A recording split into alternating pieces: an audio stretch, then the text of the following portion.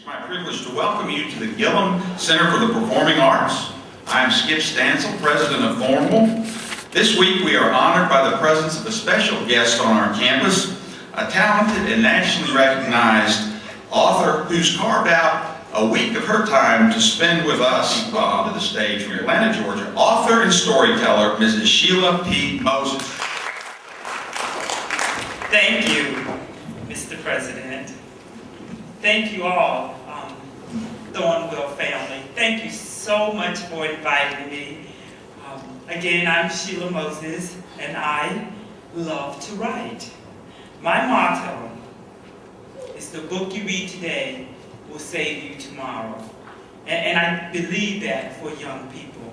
And this week, if I was not sure of that, I am sure now. The students in my two classes have shown me that you can do anything. One of my students, where are you? There. Oh, they all raise their hand at the same time. They all are so wonderful. But Joseph, you all know who you are. You know that all of you. What they said yesterday morning, we don't know what we want to write. We don't know what we're going to do. And 95% of them have almost finished their book. So let's give them a hand before we go.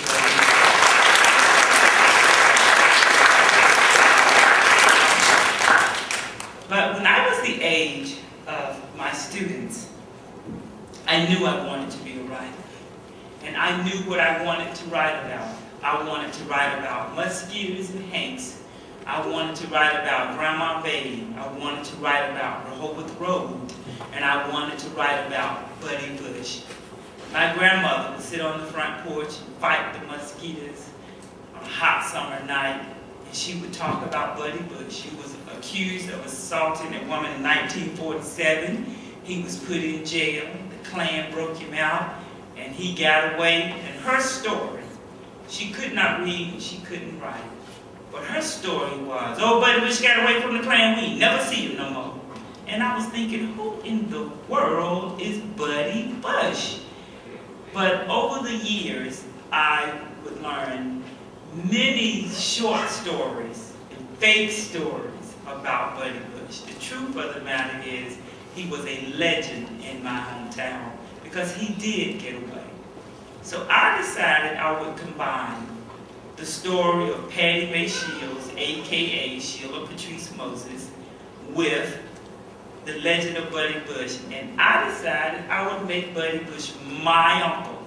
And that's what we're doing this week. We're taking historical facts and creating fiction books that relate to us and making one student the niece of Abraham Lincoln, another student Magic Johnson's cousin, and we're having fun with it. And that is what I did with Buddy Bush. And this is the day that Uncle Buddy arrived on Rehoboth Road in my hometown. It was a Sunday when my Uncle Buddy arrived. Ma let me stay home from church. My big sister and brother had to usher, so off they went. Me, I stayed home to lay eyes on him for the very first time. His car was blue, sky blue, a Cadillac, a new Cadillac. His suit was blue too, dark blue, with pinstripes. Pinstripes, just like Grandpa's funny golden suit. I remember standing there, holding my breath and my pee. Can I say pee in a Christian church? I couldn't leave the front porch. The outhouse would just have to wait. Lord, I wouldn't have missed the first sight at my uncle for nothing on Rehoboth Road. A city man. He drove that Cadillac right up to my grandpa's front porch. I looked at his shiny shoes first. I could see my face in them. I smiled. My eyes went slowly up his legs. They looked so long. His jacket had 1, 2, 3, let's see, 6 buttons. Now his shirt was white. His tie was a pinstripe, just like his suit. And then I saw his hat. I'll never forget that hat. Yes, it was blue, with the feather to the right. Only a city man could own a hat like that. Grandpa stood beside me, and he never moved. I stepped to the right. Grandpa waited for Uncle Buddy to walk up to him. He did. Welcome home, son. It's good to be home, Daddy Braxton. They hugged. Grandpa looked over his shoulder at the Cadillac. Nice car, boy. Oh, it ain't much. Ain't much? Bruh, I ain't never seen a car this fancy. Never, never, never, never. Hey, sister, he smiled a big smile at Mom. She ran around his car and rubbing it like it was an old genie bottle. Then she ran over to my Uncle Buddy and jumped in his arms like she was a rag doll. Hey, brother, that only left Grandma to welcome my Uncle Buddy home. Come on in this house, boy. I've been keeping your supper warm all morning. We all followed my Uncle Buddy inside Carolina. I saw my grandma cry for the very first time when she hugged her only boy. The one that ain't even blood kin. We ate, we laughed, we had a time. We were a family. And that is the day that Uncle Buddy arrived on Rehoboth Road. And students, Rehoboth Road is a real place in a real time. Uncle Buddy was a man of all men, but he was not my uncle. And we've been talking about that all week, right? How some of the students said, what am I going to write about? Well, write about home, write about Rehoboth Road. Write it so hard that you can smell the dirt when other people are reading your words. Like, what gives you your inspiration for writing, and what happens whenever you have a writer's block? Like, what helps you clear your mind, and like, what do you do?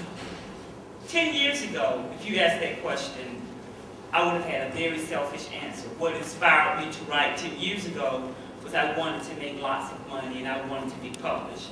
The answer now is young people and sharing my writing skills with others.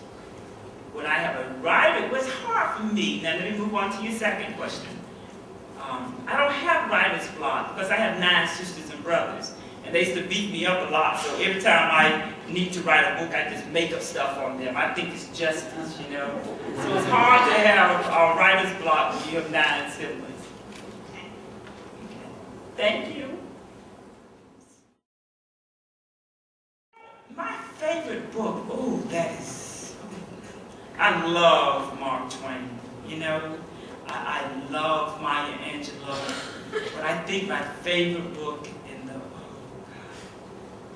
Kill a Mockingbird.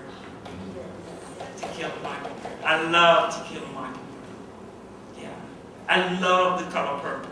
You're not old enough to read The Color Purple yet, but I love The Color Purple. You saw the movie. Well, the book is a little more grown up than so wait a couple of years before you read that, okay? But I love the Color Purple. That's my favorite movie of all times. The Color Purple. Anything that Langston Hughes wrote, I love. No, we do not have the opportunity to select the illustrators for our book. His question is, for example, Sally Gal. I thought the illustrator for this book was wonderful. His name is Mr. Daly. He lives in Africa. I talked to him one time, and probably, I hope we meet one day, but no.